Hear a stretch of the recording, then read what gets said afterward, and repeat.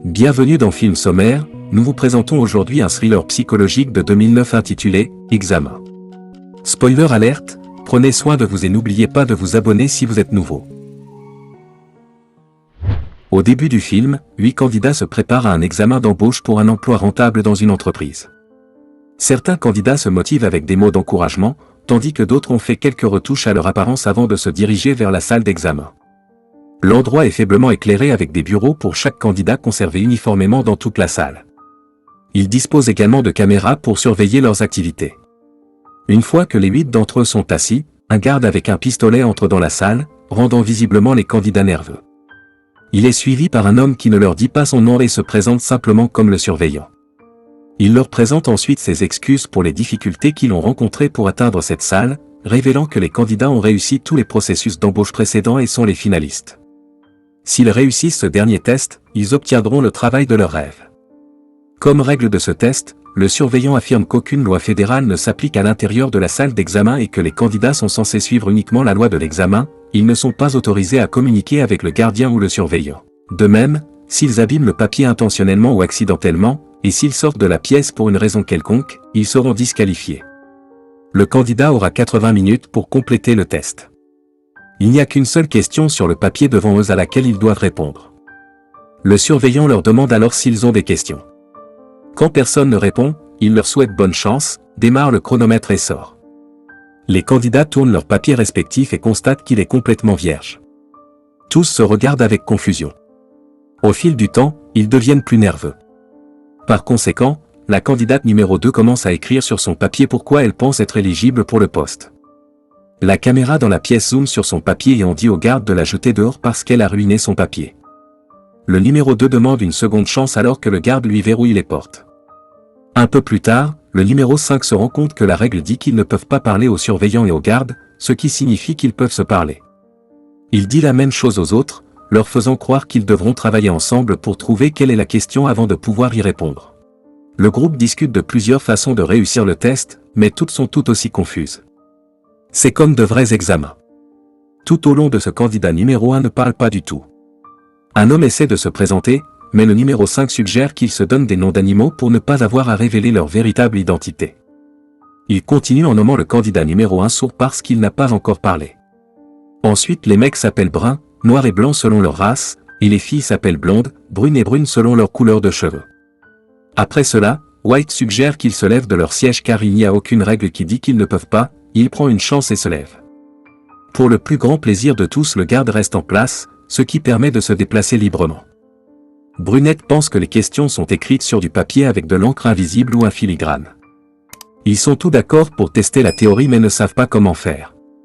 La brune se lève et utilise les lumières de la pièce pour voir si quelque chose est écrit sur le papier. Cependant, rien n'est visible. Elle insiste toujours sur le fait que chacun vérifie le sien, car la question pourrait être dans un seul d'entre eux. Tout le monde fait ce qu'elle dit, sauf le sourd qui reste tranquillement à sa place. Blanc prend son papier et le vérifie à la lumière. Lorsqu'ils n'obtiennent aucun résultat, le noir suggère que les écritures peuvent être visibles dans les rayons UV ou les rayons X. Le groupe commence alors à chercher un standard pour voir s'il existe une option pour allumer d'autres types de lumière. Quand ils n'en trouvent pas, ils commencent à chercher eux-mêmes la source de cette lumière. Div ne les aide pas du tout et reste nerveusement à sa place. Blonde trouve des bandes de lumière de secours dans la pièce, mais comme il n'y a pas d'interrupteur, le groupe doit casser toutes les autres ampoules pour créer une urgence et déclencher les lumières.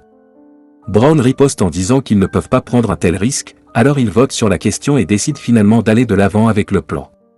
Après avoir cassé toutes les ampoules de la pièce, elle devient soudainement bleue à cause de la lumière noire d'urgence. Tout le monde commence à chercher la question dans le journal sauf les sourds. Mais ils sont à nouveau déçus parce qu'ils ne voient pas la question. Brunette demande à tout le monde d'enlever la première couche de la bande lumineuse car ils ne sont pas autorisés. Cela pourrait donner lieu à des rayons UV qui peuvent les aider. Ils utilisent les talons de la femme pour casser les bandes et révéler une autre forme de lumière. Cependant, ils sont à nouveau déçus car ces lumières ne fonctionnent pas non plus. Maintenant, le groupe n'a plus que 60 minutes. Un blanc frustré demande à chacun de penser à des alternatives. Alors qu'ils réfléchissent à des idées, White enregistre qu'ils peuvent faire n'importe quoi avec le papier du numéro 2, puisqu'elle est déjà disqualifiée, alors il se rassemble autour de son bureau et essaie de tracer le papier avec un crayon. Aucune question ne se pose toujours. White déchire ensuite son papier en sections afin qu'il puisse les utiliser pour expérimenter différentes méthodes. Ensuite, il fait pipi sur l'un des papiers pour voir s'il est activé par un liquide. Cependant, cela ne fonctionne pas non plus. Les noirs et les blancs entrent dans une vive dispute tout en discutant de ce qu'ils devraient faire ensuite, mais il s'arrête après avoir entendu des cris sourds. Il sanglote silencieusement sur son siège, tandis que les autres le regardent avec amusement. Après cela, l'homme se met à blablater en français. Il leur demande s'ils peuvent voir quelque chose dans le journal et affirme que le journal reflète leur image. Ils ne pensent pas beaucoup à ces bavardages et se remettent à discuter d'idées. Tout le monde se tait quand Brown parle. Il propose sa propre théorie, affirmant qu'ils ne sont pas dans un examen mais dans une sorte d'émission de paris. Les membres du conseil d'administration de l'entreprise ont parié sur qui craquera sous la pression et le seul but de leur présence est pour leur divertissement. Brown a regardé des jeux de calmar. Brunette pense que les membres du conseil d'administration ont probablement mieux à faire de leur temps, mais selon Brown, l'argent est le cadet de leurs soucis, avec la somme d'argent qu'ils ont dans leur vie. Les membres du conseil vivent probablement pour le reste. Pour détourner l'attention d'elle-même, elle s'approche du garde et sort un briquet de sa poche sans lui parler. Puis elle jette un coup d'œil à l'alarme incendie. Le groupe prévoit d'utiliser le briquet pour déclencher l'arroseur, car l'eau peut potentiellement développer l'écriture sur le papier. Pour cela, la brune monte sur une chaise mais n'atteint pas l'alarme incendie. White l'aide en lui donnant un morceau de papier enroulé qu'elle allume et utilise pour déclencher l'alarme. Bientôt, l'eau commence à tomber, mais les papiers restent les mêmes. Soudain, le garde se dirige vers le groupe. À ce moment-là, la brune déplie Pepper dans sa main et révèle qu'il s'agit du sien. White l'avait trahi pour desserrer la concurrence. Le garde entraîne la brune alors qu'elle appelle White, un tricheur.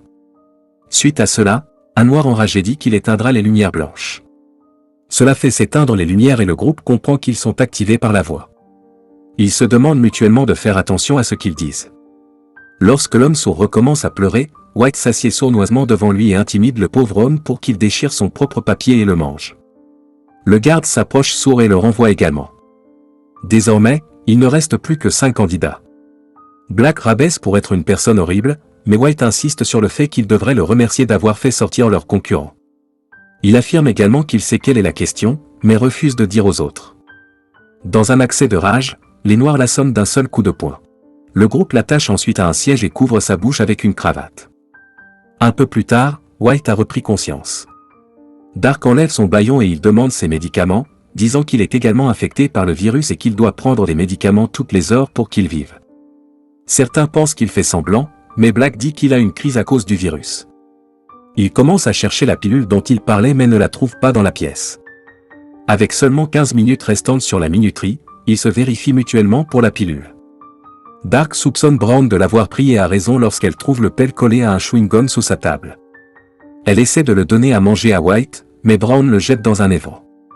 Alors que les autres essaient de le faire sortir, une sombre stressée se présente devant la caméra et demande au surveillant de sauver l'homme, mais depuis qu'elle a parlé au surveillant, elle est immédiatement disqualifiée. Après qu'elle soit partie, Blonde sort l'oreiller avec une épingle à cheveux et sauve la vie de White. Elle le détache également dans le processus. Après avoir récupéré, tout le monde lui demande la réponse qu'il a promise. White révèle que les réponses sont les candidats eux-mêmes. Ils ont cherché des questions tout ce temps, mais White pense qu'il n'y a pas de réponse et que celui qui reste à la fin est la réponse. Les autres le croient, mais avant qu'il ne puisse agir, White court chercher l'arme du garde. Black le repousse et acquiert lui-même l'arme. Il le pointe vers White, qui affirme avec confiance qu'il ne tirera sur personne. Simultanément, il attaque les noirs et récupère le pistolet. Cependant, lorsqu'il est sur le point de l'utiliser, il se rend compte que le pistolet a une reconnaissance d'empreinte digitale. Alors Blanc utilise le garde et pointe l'arme sur les autres. Il menace tout le monde de sortir de la salle par eux-mêmes afin qu'ils puissent gagner le poste. Brown ne riposte pas de peur d'être abattu et s'en va délibérément. Une blonde effrayée sort lentement, mais crie à la fin. La pièce devient noire, faisant tirer le blanc dans des directions aléatoires. Lorsque les lumières reviennent, le noir tombe mou sur le sol avec un trou de balle dans la poitrine. White regarde autour de lui et voit que la blonde a toujours un pied à l'intérieur de la pièce. Il est sur le point de lui tirer dessus également, mais remarque que le chronomètre s'est arrêté. Maintenant, White se dirige vers la caméra et dit au surveillant qu'il est le gagnant du concours. Le garde s'approche de lui et lui montre l'heure à laquelle Blanc est sous le choc de voir qu'il leur reste encore 20 secondes, ce qui signifie qu'il est disqualifié pour avoir parlé au surveillant. Il est alors révélé que les sourds avaient changé l'heure alors qu'il était occupé à discuter d'autre chose. Enfin, il ne reste plus qu'une blonde. Elle entre dans la pièce et ramasse les lunettes de sourd qui étaient tombées pendant qu'on le sortait. À l'aide de ceci, elle regarde le papier et voit la question écrite dessus. À sa plus grande surprise, Diff entre dans la pièce, révélant qu'il est le PDG de l'entreprise et qu'il était dans le test pour garder un œil sur la blonde de tout le monde, s'approche de lui et dit non. Le PDG et le surveillant sourient, voyant qu'elle a compris la question et réussi le test. Il s'avère que lorsque le surveillant leur a demandé s'ils avaient des questions au début du test, c'était la seule question à laquelle ils devaient répondre. L'ensemble de l'examen visait à tester l'intelligence et l'attention des candidats.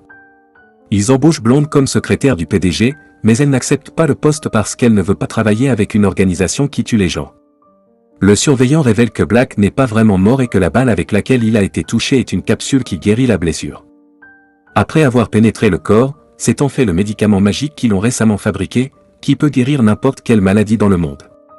Enfin, la blonde accepte le poste et le film se termine alors qu'elle serre la main du PDG.